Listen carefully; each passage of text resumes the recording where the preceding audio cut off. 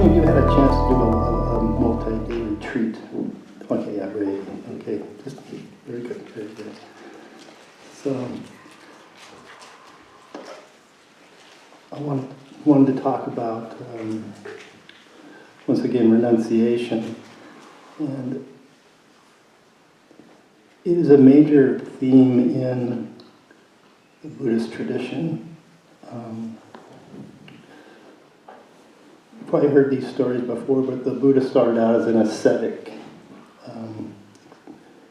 extreme austerities, we call it. Not eating for many days, standing in the sun. And as the stories goes, apparently he almost killed himself doing these austerities. It was said he could press on his stomach and touch his spine. That's what it says. And a young girl found him and gave him some kind of milk dish, like yogurt or something, I'm not exactly sure, or rice porridge. And he thought about it and he said, these austerities aren't working. And he began to eat. Thankfully, the austerities didn't work, I guess. And he began to eat and take care of himself better. So for him, the middle way, or the middle path between over-sensuality, if you will, and the austerities was the middle path, right? And so traditionally, a Buddhist monk follows 8 precepts. Not killing, not stealing, no sexual misconduct, and for the monks then and today that means celibacy, no lying, and no intoxicating substances or drugs, and not only eating 1 meal a day, usually at lunchtime, midday meal. No dancing, music, or shows, and no large or comfortable beds or seats. So those are the 8 precepts, traditional precepts of Buddhist monks. And when I think every retreat I've been on, I think most people take the 5 precepts. You're asked to take the 5 precepts. So that would be no killing, stealing, celibacy on a retreat, lying, and no intoxicating substances. And we chant these beforehand. And so that's our first type of renunciation that we take on the retreats. The second is silence. There's no talking. No eye contact, if you can avoid it. It's kind of habitual, I know, but no eye contact. And some people, at least on this last retreat, it's gotten kind of common. They do this 6, 7, and 8 as well. So they don't eat the evening meal. We're offered 3 meals a day, a light meal at breakfast, the major meal at lunch, and then usually soup and crackers and things for dinner. But if you're taking the 8 precepts, you would not do the evening meal at all. So about half the retreatants on the month long did not have the dinner. Also, we did a ceremony where we turned in our cell phones. So this retreat I'm talking about was the month of February. I went on a 4-week retreat. It's the longest one I've done by more than double length of time. So you renounce your cell phone, you renounce the internet. So I had no contact with my family, my wife and daughter for the month. I had no what's going on in the news. I remember back in February all the weather we were having. This retreat center is Spirit Rock Retreat Center in Marin County, and we had our own version of that weather. So I'm a bit of a weather guy. I was curious, what's going on? What's going on in the High Sierras? Are there any disasters out there? It was all cut off. So the idea is to remove as much stimulation as you can. and just simply focus on the meditation. And I've done many retreats before, so I knew, it takes a while to settle in. I didn't realize how much subtle expectation I had on it, that coming into the retreat, that this is going to be the big one, right? I'm going to have the big whammy, I'm going to come out of this thing enlightened, it's going to be great, I'm sure we all have some of that in us a little bit when we go on these retreats.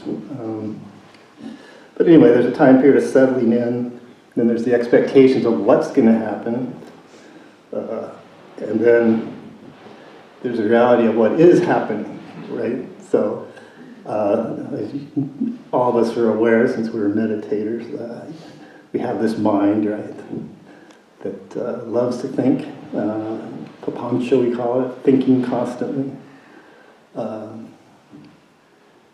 So, okay, well, let me explain a little bit more. I know many of you know this, but you start sitting at 5:30 in the morning for first sit's an hour, then you have breakfast, and you have about an hour and a half break.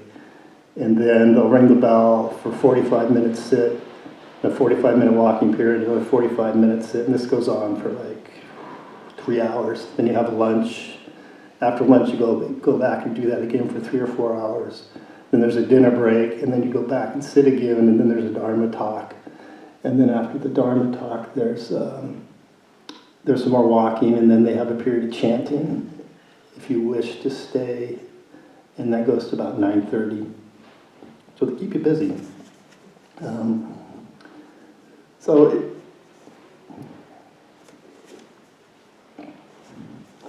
I went in with perhaps too many expectations, and then after about a week of the expectation, I said, it's not really working, And once again, renunciation, the renouncing all that expectation, and renouncing the idea that things were going to happen the way I wanted them to. And I'm not trying to say that it was a particularly difficult retreat. It wasn't really that bad. I mean, it was actually very nice. But it would take me, every sit, even after a week, it would take 45 minutes for my mind to settle down. And so I would sit usually about an hour. And there was no rigid rule, hard, fast rule. You had to get up at the 45-minute mark and do your walking meditation. So I would sit about an hour. I did sit longer a few times, but the body really needed to get up and move, after about that much sitting. So I go out and do whatever I needed to do, and then do 20 minutes, a half-hour walking meditation, and come back. And, it wasn't what I thought would happen, but I turned out to be not disappointed at all. Because the mind began to settle down. I didn't miss my phone. I didn't miss the internet. I think Facebook was without me, so did Instagram. I missed my wife and daughter, but when I came home, I worry about them a little bit. When I came home, oh, hi, we're glad you're home. The dog tried it, they were fine. So, and it got to be very content. And a lot of it was, of course, the meditation and the settling in. But there was that element, that strong element of renunciation. Not talking to anybody, not really looking anybody in the eye, not having all my usual distractions. It just was lovely. I thought, when I come home, I'm just going to not do this. I'm just going to not do that. I'll just, look at the internet once a day. And, it just completely shattered when I came home. And that's why I kind of wanted to do this talk, right? It's like, what? What do I really need? How much of that could I give up now and still take, getting ahead of myself here, but still function. I think we all need to be on the internet. Zooming, all the Zoom people, and but how much of it do I really need? All the other distractions and things. So that's kind of my thought process right now. How do I make my life simpler in some regard? I'm sure does this resonate with people? I'm sure it does. So I came home and started back to normal life, quote unquote.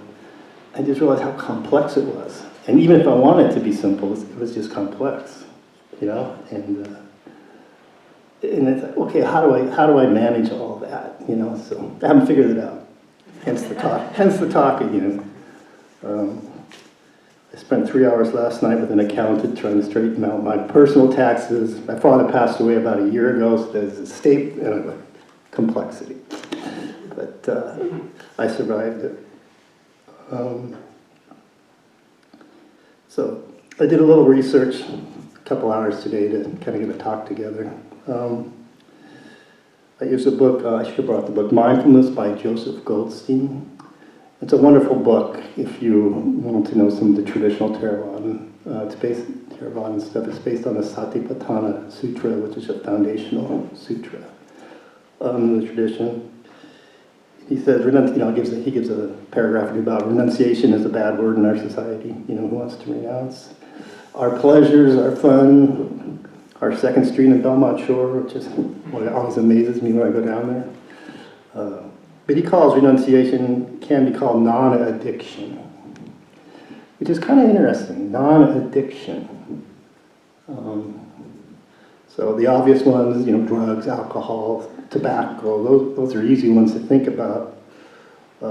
Perhaps food. What about mind states? Are you addicted to certain mind states? Do you have to be busy? What if you're not busy? What happens? So that's an interesting, a little more subtle, right? But what happens if you have, say, a windy Sunday afternoon with not too much to do? What happens? What do you do, right? The TV's on a lot in my house. Not for me so much, but for other members of my family. A lot of younger people, myself included back in the day, perhaps addicted to adrenaline. I used to be a rock climber. Speed, going fast.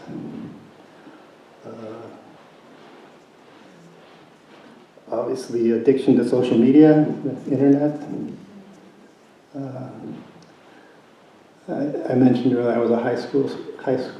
Well, I was a high school student, but I was also a high school teacher for 35 years, middle school and high school. So I had a front row seat on the whole cell phone internet thing. I also have a 23-year-old daughter, and so I watched this whole process, right?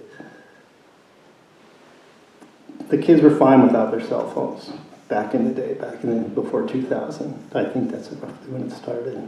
They were fine. There was one, you had the pay phone, the coins, and there'd be a long line, at the breaks to make a call, but they were just fine. And then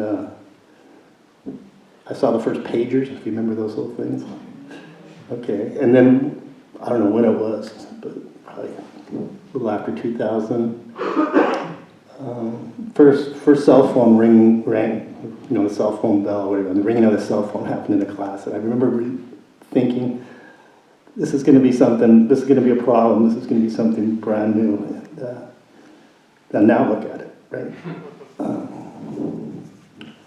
So that's something to think about. I've heard of the internet fast or the social media fast, where you put it down for a week or two or a month or whatever. So that's an interesting one to look at.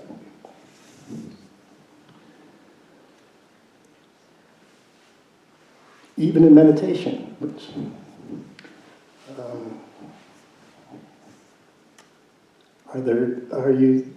do you tend to, or how do I put this?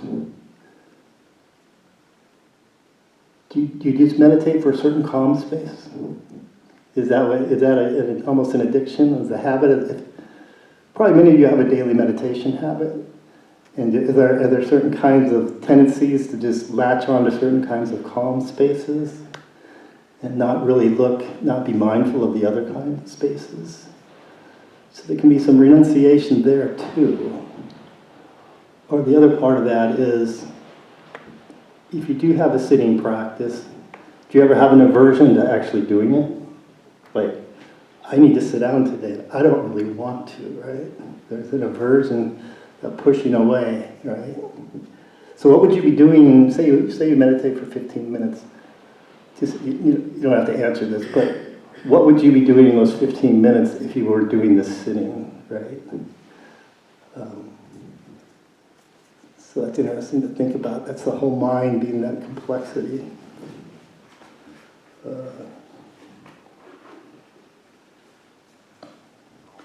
So how do we work with this? We're not Buddhist monks. How do we work with this?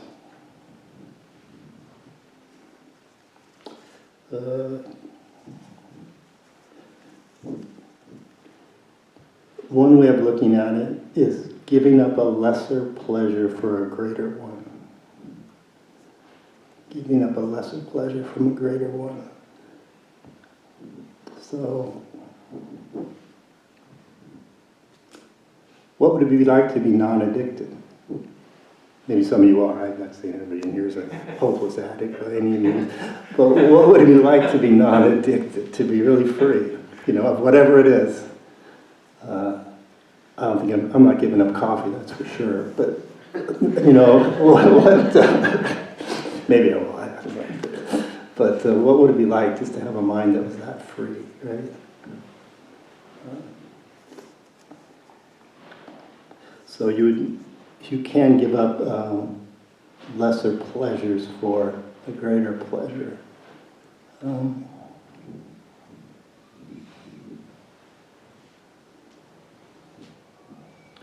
I think many of us probably see that with our meditation practice. That once you've collected the mind, your day goes better, right? Things go better. The mind is not so scattered.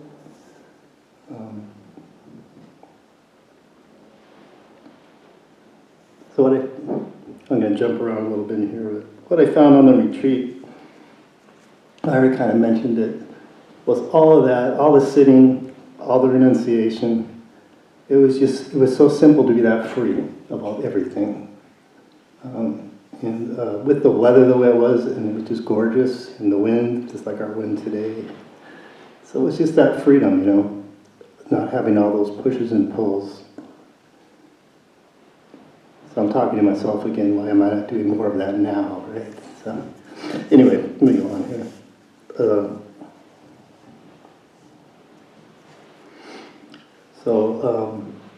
Once again, that book I mentioned, Joseph Goldstein, he mentions a gradual letting go, meaning try some renunciation and see what happens.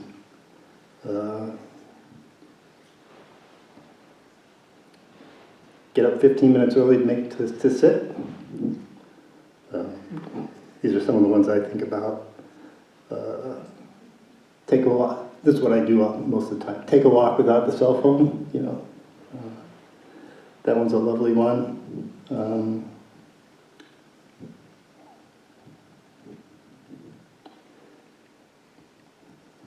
Take a social media fast. Right? Check your email less. Turn your phone off and put it in a drawer. And he makes a reference, is it a myth or a parable? Sisyphus. You know how the Greek thing where he had to push the stone up, and then every time he almost got to the top, it would roll down to the bottom. And this was reference to another author, but the author made the point, in regards to what we're talking about here, that Sisyphus was probably in love with his stone. He knew every little grain, every little whatever on that stone, and would push it up the hill, and then it would roll down, and what would he do? He'd go back down and grab that stone and push it back to the top. And this person has made the reference, all Sisyphus had to do was roll the stone to the top and push it away and watch it roll down and just keep on walking. But he didn't, right? Now the way I think that myth goes, he did something wrong or something, and he was forced to do that by the gods or whatever. But do you understand the analogy? That we have I'm always, maybe you're not, pushing stones, metaphorical stones, not really willing to let them go, right? But how nice it is for just the time when you do let them go, let something else emerge.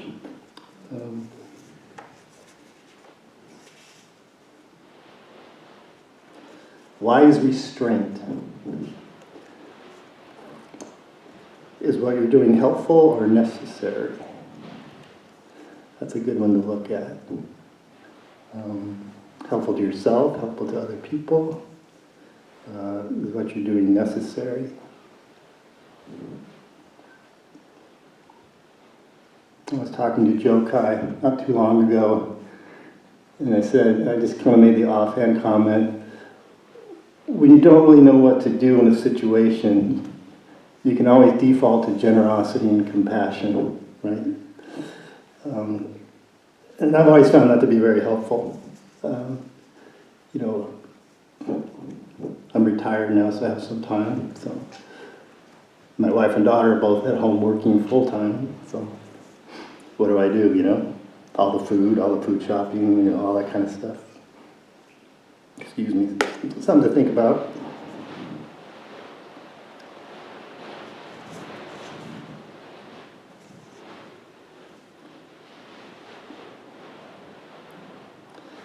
So with our meditation practice, you've heard the word mindfulness before. I'm joking, of course, but it gives you that ability to really look at your thoughts. One of the things it does, you can turn your attention to your thoughts, and you can begin to sort through what is wholesome and what is unwholesome, and not to, when the unwholesome comes up, not to give yourself a hard time about it, but just not act on it, right? Just not act on it. And you're able to act on the wholesome thoughts, right? So it gives you space not to act on all your habits and all your desires. And that's one of the wonderful things about mindfulness. It opens that possibility for you to begin to pick and choose, to not be a victim of your mind as such, because you're much more aware of what's going on.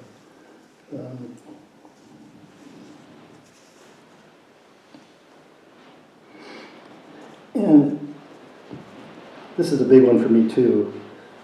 Renunciation can be very close to simplicity, right? So if you really start to renounce, whatever that means for you, and the space opens up,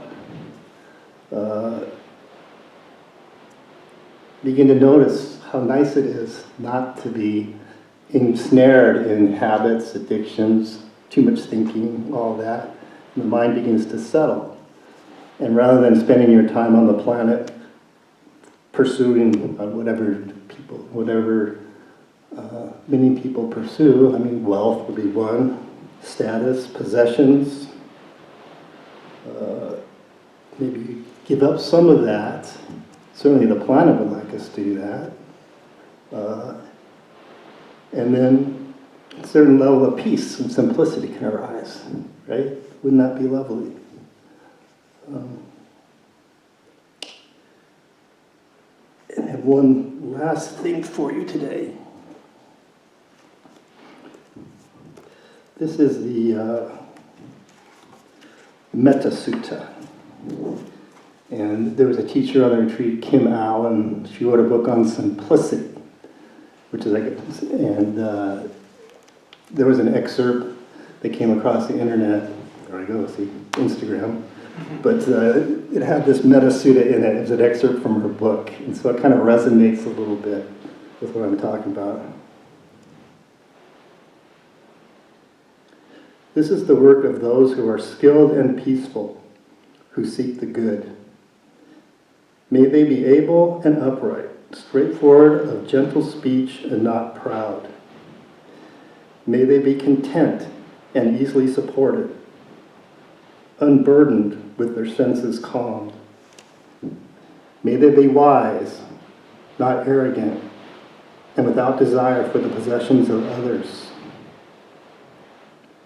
May they do nothing mean or that the wise would reprove. May all beings be happy. May they live in safety and joy.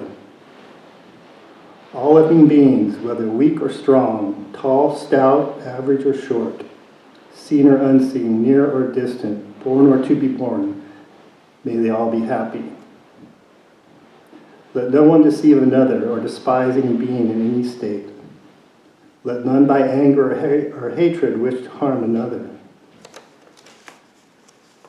As a mother watches over her child, willing to risk her own life to protect her only child, so with a boundless heart should one cherish all living beings, suffusing the whole world with unobstructed loving kindness. Standing or walking, sitting or lying down, during all one's waking hours, may one remain mindful of this heart, this way of living that is the best in the world. Unattached to speculations, views, and sense desires, with clear vision, such a person will never be reborn in the cycles of suffering.